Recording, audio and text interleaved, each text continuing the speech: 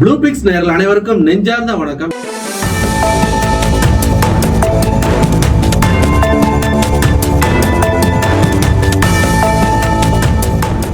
இன்னைக்கு நம்முடைய crime point பகுதியில் ஒரு முக்கியமான விஷயம், சென்சிட்டிவான விஷயம் பத்தி பேச போறோம். அதை பத்தி பேசுறதுக்காக மிஸ்டர் பப்ளிக் செந்தில் அவர்கள் வந்திருக்கிறாரு. வணக்கம் செந்தில். வணக்கம் சார். நல்லா இருக்கீங்களா? நல்லா இருக்கேன் சார். நீங்க எப்படி இருக்கீங்க? நல்லா மகிழ்ச்சியா சந்தோஷமா இருக்கேன். ரொம்ப நன்றி சார். அதாவது பப்ளிக்கா நம்ம எடுத்து வைக்கிற விஷயம் அதாவது இந்த ஒரு அரசு கொண்டு வர திட்டங்களை நீங்க என்ன சார் நினைக்கிறீங்க அப்படின்னு ஒரு பத்திரிகையாளரை கேட்பாங்க. ஆமா, பொதுஜனத்தை தவிர எல்லார்ட்டையும் கேட்பாங்க. ஆனா நம்ம வச்சிருக்கிற கான்செப்ட் பூராவே நீங்க என்ன நினைக்கிறீங்க? இப்போ பாத்தீங்கன்னா சட்ட ஒழுங்கு பிரச்சனை எது நடந்தாலும் சட்ட ஒழுங்கு பிரச்சனை இது கட்சிகளுக்கு எதிர்கட்சிகளா இருக்கும்போது யார் எதிர்கட்சியா இருக்காங்களோ அந்த அசுரத்தை எடுத்து விடுவாங்க.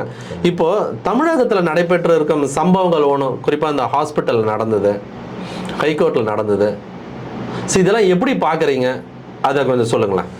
நான் பாக்குறதுன்னா கண்டிப்பா போலீஸோட ஜாப் நாட் அ ஈஸி ஒர்க்ன்ற மாதிரி தான் சார் ஃபீல் பண்றேன். ஏன்னா அவங்க எந்த கட்சிகள் வந்தாலும் அவங்களுக்கு பாத்தீங்கன்னா ஃபர்ஸ்ட் கேள்வி கேட்குறது போலீஸ் டிபார்ட்மெண்ட் சரியில்லை, அதுக்கு சட்ட ஒழுங்கு சரியில்லைன்னு சொல்லிட்டு ஈஸியாக சொல்லிடுவாங்க. ஆனால் பட் அதில் டிஃபிகல்ட்டிஸ்ன்னு பார்த்தீங்கன்னா எப்படின்னா ஒரு வாடகை வீட்டுக்கும் ஓன் ஹவுஸ்லும் இருக்கிற டிஃப்ரென்ஸ் மாதிரி. ஆட்சிகள் வரும், அரசியல் தலைவர்கள் மாறுவாங்க, ஆனால் பட் போலீஸ் ஸ்டாண்டர்டாக எப்பயுமே இருந்துக்கிட்டே இருக்கிற ஒரு டிபார்ட்மெண்ட். மக்களோட பணியில் எந்த டைம் 24/7 இருந்துகிட்டு பண்ணிட்டு இருக்கிற ஒரு டிபார்ட்மெண்ட். உண்மையிலே அவங்களுக்கு தான் பண்டிகையும் கிடையாது. உடனே இதுக்கும் கமெண்ட் போடுவாங்க. நான் அதாவது அடுத்த எதிர் கமெண்ட்டையும் சொல்லிடுறேன். போலீஸில் மட்டும் லஞ்சம் வாங்கலையா எல்லாம் சொல்லிடுங்க. ஓகே, ஈஸியா சொல்லிட்டு போலாம், விமர்சனம் பண்ணிட்டு போலாம் சார். ஆனா பட் அதுல எவ்வளவு ஒரு டஃப்பான ஒர்க்ல அவங்க இருக்காங்க. ஒர்க் ரிலேட்டட் ஸ்ட்ரெஸ் இதெல்லாமே பாத்தீங்கன்னா, நான் ஒரு குருநானக் காலேஜ்ல ஐ திங்க் ஒரு ப்ரோக்ராம், ஒரு வீடியோ நான் பார்த்துருந்தேன். போலீஸ் அவங்களோட ரீஹாபிலிட்டேஷன், அவங்களுக்கு உள்ள இருக்கிற இந்த ஸ்ட்ரெஸ் லெவல்லாம் எப்படி மேனேஜ் பண்றாங்கன்னு சொல்லிட்டு கவர்மெண்ட் இனிஷியேட்டிவ் எடுத்து பண்றாங்கன்னா அந்த வீடியோ நான் பார்த்தேன். அதில் பார்க்கும்போது தான் தெரியுது போலீஸ் டிபார்ட்மெண்ட்ல அது உள்ள ஒர்க் பண்றவங்களோட அந்த ஸ்ட்ரெஸ் லெவல்லாம் எந்த அளவுக்கு இருக்குன்ற போது. ஸோ அதனால இது பொலிட்டீஷியன்ஸ் கொஞ்சம் மெச்சூர்டான இன்ஃபர்மேஷனை பப்ளிக்கு சொல்லணும்.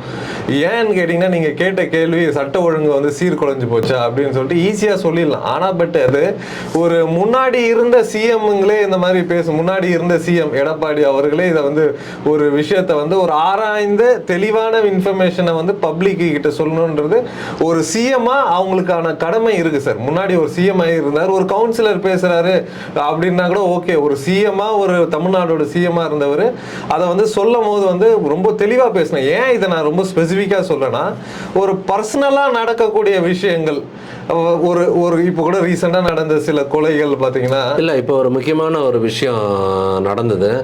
ஆவடி கமிஷனரேட்ல இருக்கிற ஒரு எஸ்ஐ, அந்த எஸ்ஐ அவங்களும் கூட அவங்களோட ஒரு கான்ஸ்டபிள் பொண்ணும் செங்கல்பட்டு சைட்ல போயிருக்காங்க. ஒரு மிட் நைட் 3 மணி வாக்கில் பைக் ரைடு போயிருக்காங்க, லாங் ட்ரிப்பு.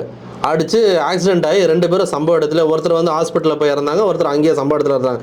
இதற்கு எடப்பாடி அவர்கள் சொல்ற நியூஸ் அதாவது கொள்ளையர்களை பிடிக்க போனாங்க, குற்றவாளிகளை பிடிக்க போனாங்க, ஸோ அதனால நடந்துருச்சு அப்படின்னாங்க. இந்த நியூஸை நான் விசாரிச்சு ஏற்கனவே இது எல்லா செய்தி சேனல்லையும் வருது. அப்போ நான் அதை ஒரு செய்தியாகவே போடுறேன். இது குற்ற வழக்கு பிடிக்க போகல, இது பர்சனலாக ஏதோ போயிருக்காங்க. அதுக்கப்புறம் கமிஷனர், அதாவது ஆவடி கமிஷனர் சங்கர் ஒரு ப்ரெஸ் ரிலீஸ் பண்ணுறாரு. அதாவது என்னன்னா, இவங்க குற்றவாளியை பிடிக்கலாம் போடலாம், பர்சனல் டியூட்டியில் லீவை போட்டு போயிருக்காங்க. அதுவும் இல்லாமல் ரிப்போர்ட்டிங் பண்ணாமல் போயிருக்கிறாங்க. சரி, அதாவது என்னன்னா, அந்த நார்மலா அது சொல்லாம எடப்பாடி அவர்கள் சொல்லாம இருந்தா அவங்க குடும்பத்துக்கு ஒரு 25 லட்சம் போயிருக்கும் ஆன் டியூட்டியோட. சரி, அது இல்லாம அதை பண்ணி விட்டாரு. இன்னொன்னு, இதுக்கு விஜய் அவர்களும் தமிழகத்துல சட்டம் ஒழுங்கு இல்லைன்னு அவரும் ஒரு அறிக்கை விட்டாரு. அதாவது என்ன விஷயம்னு கூட இருக்கிறவங்களும் கேட்டு ஆராய்ஞ்சிட்டு, ஒன்றும் இல்லை பேச, இப்போ பர்சனலாக நானே சொல்கிறேன்னே, இப்போ நம்ம 2 பேர் பேசிக்கிட்டு இருக்கோம், உங்களை நான் குத்திட்டேன், இதுக்கு போலீஸ் என்ன பண்ணுவாங்க? இல்லை நீங்கள் என்ன குத்திட்டீங்க, சரி நீங்கள் என்ன குத்திட்டீங்க, அது எப்படி சட்டம் ஒழுங்கு சரியா? இது ஒரு காம்பவுண்டுக்குள்ள, இப்போ நீங்க சொன்னீங்களா ஹவுஸ் ஓனர் இருக்காத, ஹவுஸ் ஓனருக்கும் டெனண்ட்டுக்கும் இருக்க பிரச்சனை இல்லை. குத்திட்டாங்கன்னா அவங்க கம்ப்ளைண்ட் கொண்டு போய் கொடுத்து ஸ்டேஷன்ல ஆக்ஷன் எடுக்கல அப்படின்னும் போது வேணா நம்ம பேசலாமே தவிர, 2 பேருக்கு நடக்கிற வாக்குவாதத்துல இது நிறைய பேர் புரிஞ்சுக்க மாட்டேங்கிறாங்க. பர்சனலா நடக்க ஒரு இண்டிவிஜுவல் பர்சனுக்குள்ள நடக்கிற பிரச்சனைகள் சட்ட ஒழுங்குன்றது என்னோட புரிதல் ஒரு பப்ளிக்கான என்னோட புரிதல்னா சட்ட ஒழுங்கு எப்படி சீர்குலையுதுன்றத எக்ஸாம்பிள்ஸ் எனக்கு தெரிஞ்சது சொல்றேன். இப்போ பாத்தீங்கன்னா ஒரு காலேஜ்ல திடீர்னு வந்து ஒரு பசங்களுக்குள்ள நிறைய சண்டைகள் நடக்குது.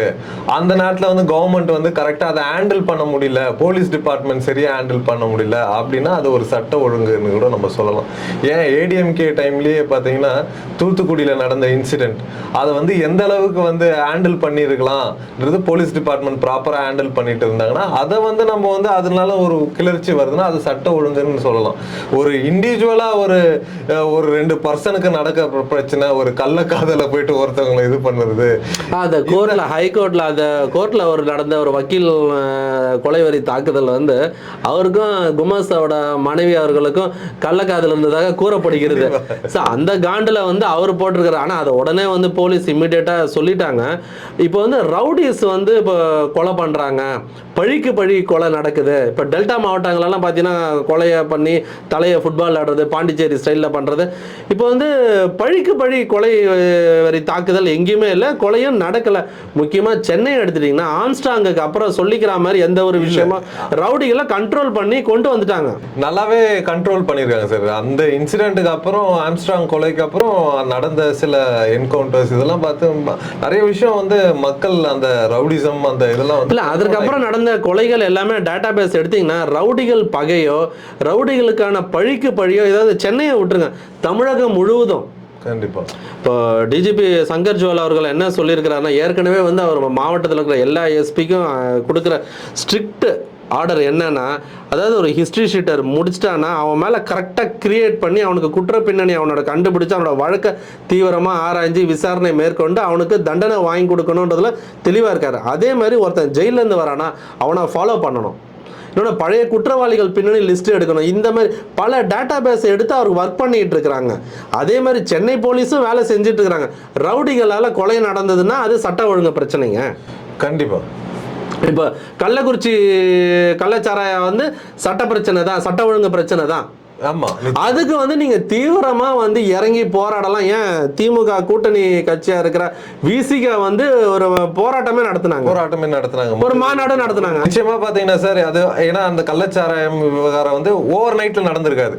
இன்னைக்கு ஒரு ஆக்சிடென்ட் இல்லை, அது வந்து ஒரு தொடர்ச்சியான செயலோட வெளிப்பாடு தான். அந்த ரிசல்ட்டை தான் நம்ம பார்க்கணும். அது ரிசல்ட், அது அந்த சாவுகள் வந்து பார்த்தீங்கன்னா கள்ளச்சாராய சாவு வந்து ஒரு ரிசல்ட். ஆனால் அதில் இருக்கிற ப்ராசஸை வந்து கண்ட்ரோல் பண்ண முடியல. பேக்கில் நீங்கள் ரிவர்ஸில் போய் பார்த்தீங்கன்னா அந்த ப்ராசஸை வந்து கண்ட்ரோல் பண்ண முடியாதனால அதை கண்டிப்பாக அது சட்ட ஒழுங்குன்னு தான் நம்ம சொல்லலாம். அதில் ஹைகோர்ட் கேட்ட கேள்விகள்லாம் பார்த்தீங்கன்னா சிபிஐக்கு மாற்றிருக்காங்க.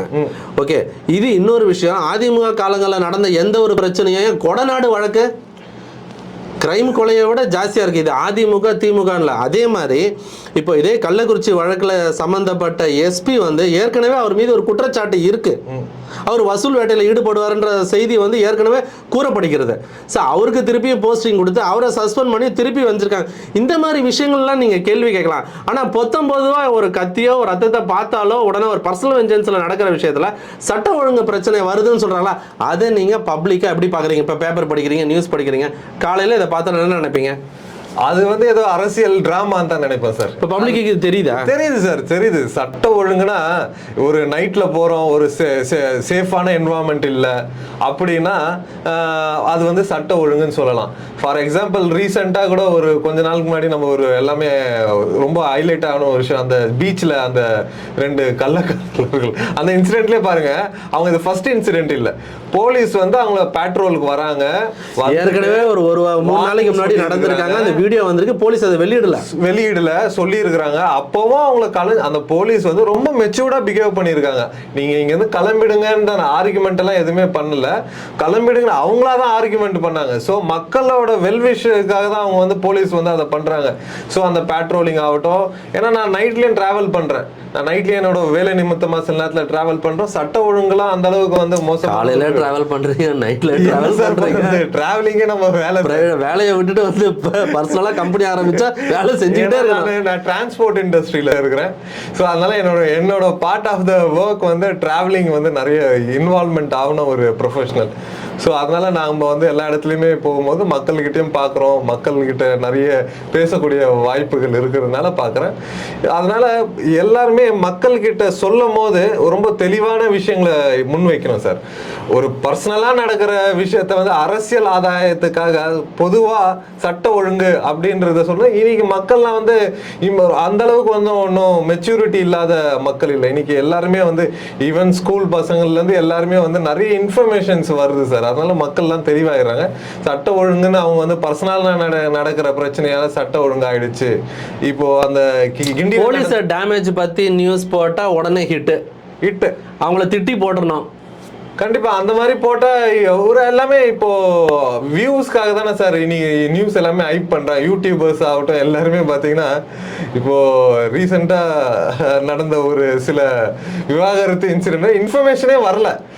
வர்றதுக்கு முன்னாடியே யூடியூபர்ஸ் எல்லாம் கண்ணா பெண்ணான இன்ஃபர்மேஷனை பாவம் அவர் வந்து நம்ம இந்தியாவுக்காக வந்து ஒரு தமிழனா எவ்வளோ ஒரு பெருமையை சேர்த்து கொடுத்தாரு. அவர் ஃபேமிலி எல்லாம் டேமேஜ் கோர்ட் நோட்டீஸ் அவர் வந்து அந்த கோர்ட் நோட்டீஸை இஷ்யூ பண்ணி நான் அந்த யூடியூபர்ஸ்க்கு ஸோ இன்னைக்கு எல்லாருக்குமே வந்து மற்றவங்கள புரளி பேசி மற்றவங்கள சாடி நம்ம சாடி எவ்வளோ ஸ்கோர் பண்ண முடியும் தான் பாக்குறேன். அது ஒரு அதுல ஈஸி எலிமெண்ட் வந்து போலீஸ் அதுல வந்து ஈஸியா எல்லாருமே ஏன்னா சினிமால இருந்து எல்லாத்துலயும் வந்து போலீஸ்னாலே வேற மாதிரி ஒரு பிம்பமா வந்து கட்டமைச்சிருக்கிறதுனால ஈஸியா ஸ்கோர் பண்ணிடலான்றதுக்கு போலீஸை வந்து ஈஸியா எடுத்துக்கிறாங்க. சட்ட ஒழுங்கு சரியில்லை, பர்சனலா 2 பேர் ரோட்ல நின்று சண்டை போட்டாலும் சட்ட ஒழுங்கு சரியில்லை.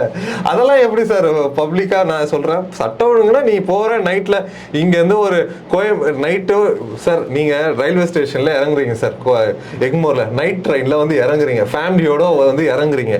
இறங்கி நீங்க வந்து உங்களோட வீடு வந்து வேளச்சேரி உள்ள இருக்குதுன்னு வச்சுங்க. வேளச்சேரி உள்ள நீங்க போறீங்க, நீங்க நைட்டு 12 மணிக்கு போய் அங்க போய் ரீச் ஆகுறதுக்குள்ள எத்தனை கேஸ் அந்த மாதிரி அவங்க ஃபேமிலியோட போட்டுட்டாங்க, அவங்களுக்கு ஏதாவது பிரச்சனை அந்த மாதிரி ஏதாவது கேஸ் இருந்தா சொல்லுங்க, அது சட்ட ஒழுங்குன்னு சொல்லலாம்.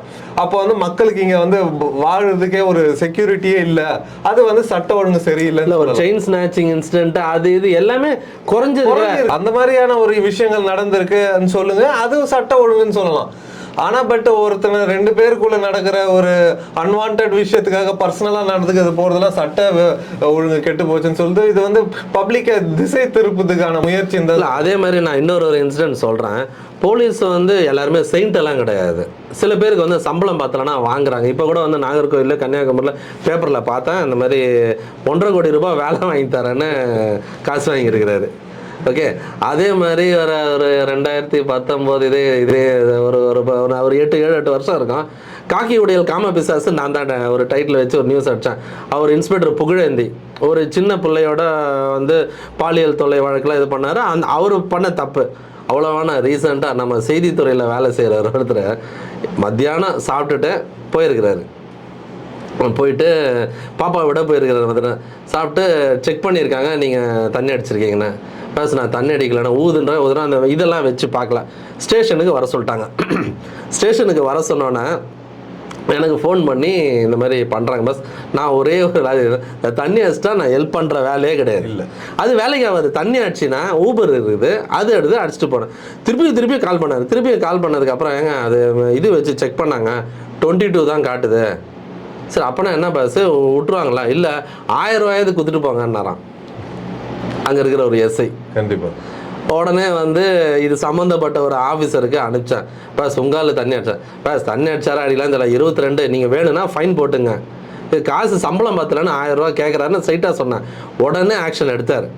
சரி இந்த மாதிரி விஷயம் இதில் வந்து இப்போ அதில் ஒரு ஆஃபீஸர் யார், அது எந்த ஸ்டேஷன்னு சொல்லி நம்ம ஸ்கோர் பண்ணணும்னு அவசியம் இல்லை. தவறுகள் எல்லா இடங்கள்லையும் நடந்துக்கிட்டு தான் இருக்குது. இந்த மாதிரி விஷயங்களை பப்ளிக்கோட பார்வை தான் வந்து நம்ம யோசிக்கணும். தலைவர்கள் வந்து சொல்லிட்டு போயிடுறாங்க அசால்ட்டா. இப்போ அதே மாதிரி இன்னொரு கண்டிக்கப்பட வேண்டிய விஷயம், இந்த கிண்டி ஹாஸ்பிட்டல் சம்பவம், அந்த டாக்டரை குத்துனது, அதை வந்து பசங்க வந்து நெகட்டிவ் கமெண்ட்ஸ் போடுறானுங்க. அதை பாசிட்டிவான இமேஜை வந்து பப்ளிக் மத்தியில் கொண்டு வர நம்ம சோசியல் மீடியாவில் ட்ரை பண்ணுறாங்க. அவருக்கு அது தப்புங்க, அது தப்பு கண்டிப்பாக. டாக்டருக்கு வந்து நீ வந்து பண்ணலன்னு சொன்னா அப்ப எல்லாருமே குத்திக்கிட்டு இருப்பாங்கல்ல. கண்டிப்பா அது தப்பு. அது எப்படி பாக்குறீங்க? அந்த இப்போ சோசியல் மீடியால போற கண்டென்ட் அந்த மெசேஜஸ் வந்து ஓவரா பண்றாங்க. அது தப்பான விஷயம் சார். இது வந்து பர்சனலா ஒருத்தரோட தனிப்பட்ட விஷயத்துக்காக ஒரு டாக்டரை போயிட்டு தாக்குறது வந்து ஒரு மோசமான ஒரு வெளிப்பாடு தான் இது. முன்னுதாரணம் இது. அதுவும் யங்ஸ்டர்ஸ். பாரிஸ்ல ஒரு பையன் வந்து டீச்சர் வந்து திட்டினாங்கன்னு சொல்லிட்டு மேலே ஏறி நெஞ்சு மேலேயே காம்பஸ்ல குத்தி கொலை பண்ணது எக்ஸ்ட்ரீமான கொலை. இதெல்லாமே அந்த பப்ளிக்ல வந்து அந்த யூடியூபர்ஸ் ரெஸ்பான்சிபிள் இல்லாம போய் சேர்க்கிற அந்த யூடியூபர்ஸ்லாம் வன்மையா வந்து நான் கண்டிக்கிறேன் சார். ஏன்னா ஒரு நெகட்டிவ் விஷயத்த எப்படி ஒரு பாசிட்டிவா மக்கள்கிட்ட போயிட்டு ஒரு தப்பான விஷயத்த முன்னுதாரணமா எடுத்துட்டு போலான்ற இதெல்லாம் வன்மையா அவங்களுக்கு ஒரு ரெஸ்பான்சிபிள் இருக்கணும் சார். இன்னைக்கு எல்லாருக்கிட்டையும் பப்ளிக் ஈஸியா ரீச் பண்ணலாம்ன்ற ஒரு வேர்ல்டுல நம்ம வாழ்ந்துட்டு இருக்கும்போது they should carry a good responsibility. So அப்போதான் நாளைய சமுதாயத்தில் வந்து நீங்கள் மட்டுமே இருக்க போகிறதில்ல, உங்களோட பிள்ளைகள் இருக்க போகிறாங்க, உங்களோட பிள்ளைகள் இருக்க போகிறாங்க. ஸோ அந்த ரெஸ்பான்சிபிலிட்டி ஆஸ் எ இண்டிவிஜுவல் பர்சனாக எல்லாருக்குமே இருக்கணும். ஓகே, நீங்கள் சொன்ன அந்த ரெஸ்பான்சிபிலிட்டி அதாவது செய்தியை கொண்டு வர்ற எங்களுக்கும் இருக்கணும், அந்த செய்தியை படிக்கிறவங்களுக்கும் இருக்கணும். அதே மாதிரி போலீஸை வந்து ஈஸியாக டிச் பண்ணலாம், ஈஸியாக காமெடி இதுவரை சென்சிட்டிவ் கண்டென்ட்டாக மாற்றலாம். இன்னொன்று அவர்களையும் சிலர் வந்து உங்களுக்கு அரசு வந்து போதுமான சம்பளம் கொடுக்குறாங்க, உங்களை நம்பி வந்தால் பிரச்சனை தீரும்னு நம்பி வந்தால் நீங்கள் ஒரு புதுசாக பிரச்சனையை கிரியேட் பண்ண வேண்டான்றது தான் இந்த காணொலி மூலமாக நாங்கள் வைக்கிற கோரிக்கை. மீண்டும் ஒரு புது ஒரு டாப்பிக்கோட மிஸ்டர் பப்ளிக்கை சந்திப்போம். உங்களோட டைமை ஸ்பெண்ட் பண்ணி உங்களோட ஹாட்டான விஷயங்களை வந்து அழகாக புரிகிற மாதிரி எடுத்து சொன்னமைக்கு நன்றி. மீண்டும் ஒரு காணொலியில் உங்களை சந்திக்கிறேன். நன்றி, வணக்கம். நன்றி.